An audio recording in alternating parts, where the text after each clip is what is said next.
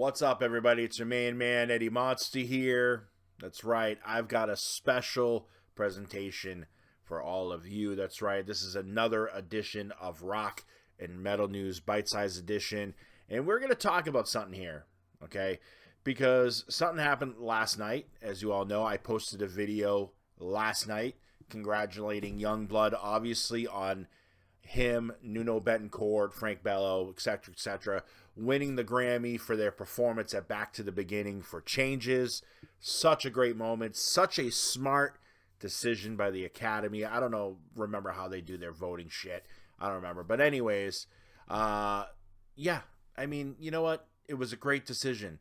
Honor one of the all-time greats by giving a Grammy to somebody he thought is the next generation. That's right, Youngblood. Mixed in with a little bit of the guys, you know, from a previous generation in there, like Frank Bello, legend. You know what? The beautiful thing about this is, who knows? I'm not saying it couldn't happen, but who knows when Nuno is going to win another Grammy in his life, or Frankie Bello, or Adam Wakeman, or even two from Sleep Token, right? So it's an awesome thing to see, obviously.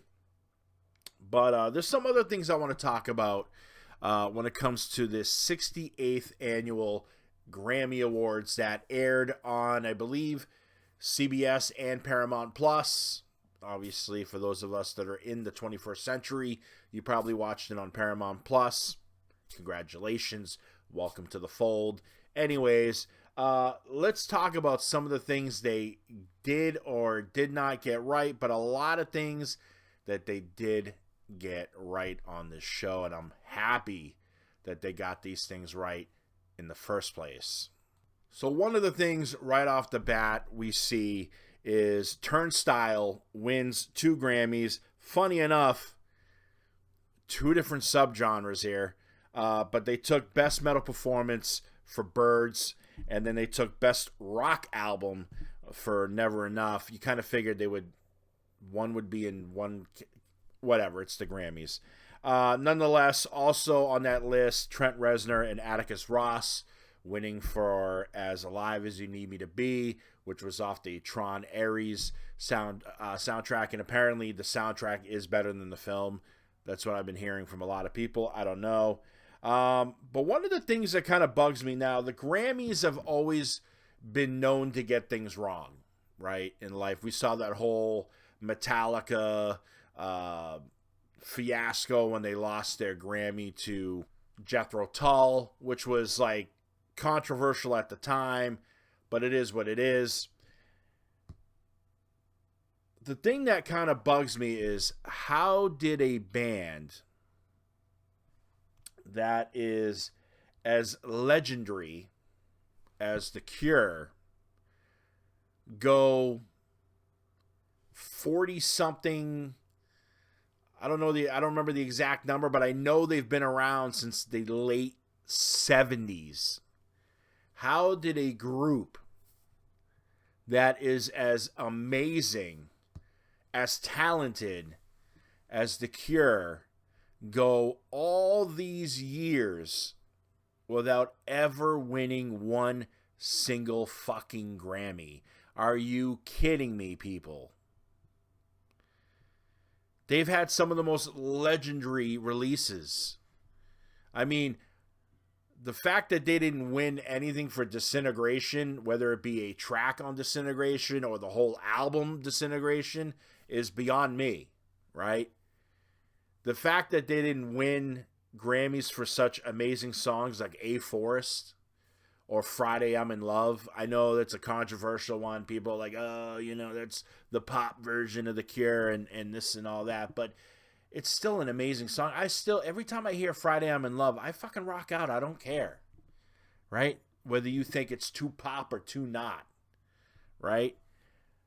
But the fact, even Blood Flowers, how did they not get a Grammy for that album or a song on that album is beyond me. But anyways, the fact that last night was not only the first time they won a Grammy, right, their first Grammy ever, but they also won their second Grammy ever in the same night. So they won the first and the second. And right here, they won for Best Alternative Music Performance for Alone. And again, Turnstile is nominated in every category possible, which is beyond me. And the fact that this one blows my mind as well. I'm looking at this list here. And they also won Best Alternative Music Album for Songs of a Lost World, which is a great album. If you haven't checked it out, go fucking check it out. But Tyler, the Creator's in this, so it makes me wonder sometimes what the Academy is thinking.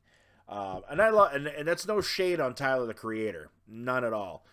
But it's just it blows my mind, man. Like I just don't understand what is going on in the minds of the Grammys, right? But for them to go that long, wow. And then last night also featured a tribute performance. That's right, you had Post Malone, you had Andrew Watt, you had Slash, you had Duff, and you had Chad Smith of the Red Hot Chili Peppers. I don't know why I had a brain fart for a second.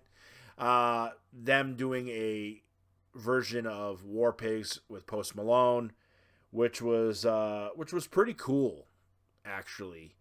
And it's kind of funny because they did 3 tribute performances. Because you know how they always do the in memoriams? Well, they had Reba McEntire there to handle all the country and pop and whatever else in memoriams that needed. And then when Ozzy's performance came on, right, where Post Malone and all them paid tribute to Ozzy, they had all the other ones, which was like, you know, the one of the members of Mott the Hopple, David Johansen of the New York Dolls, and one of the members of the Cramps, so on and so forth, which was fitting. But then they left out a special person who also passed away tragically in 2025, which is the one and only Brent Hines. I don't understand why they left him out, because according to this, in 2018, Mastodon won the Grammy for Sultan's Curse. So for the fact that you left somebody out who was a Grammy winner out of your in memoriam boggles the mind, right? It's like, why?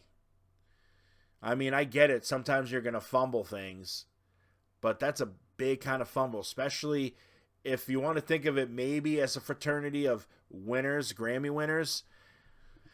Then, yeah, it just blows my mind. Just absolutely blows my mind that Brent Hines wasn't included in that. And that's sad. You know what I mean? The guy was special. And, yeah, I mean, that's the Grammys for you. What else am I going to say here about the good old Grammys? So that's really all I was going to say. I mean, the performance from Post and all them was fantastic. I think tributes should always be done to Ozzy for the rest of eternity. That's what I think. Bring an all-star band every year, and that's how you pay tribute to every rock artist, metal artist that's passed away and whatnot. Just do it that way. Ozzy deserves all the tributes he can get. And you know what? I'm excited because that's right.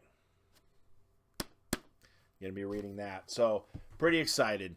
So that's my review on the Grammys. I don't really watch them. I skimmed kind of through it and then just kind of looked at the highlights of who won what. Kind of cool. Spirit Box got to perform. Unfortunately, not on the main ceremony, which is not surprising. God forbid, you know, a powerful woman, okay, and a powerful metal band gets to perform in the main ceremony. Yeah, I get it. You know, whatever. But yeah, I mean, other than that, it is what it is, right? Fuck them. See you guys next time. Stay metal.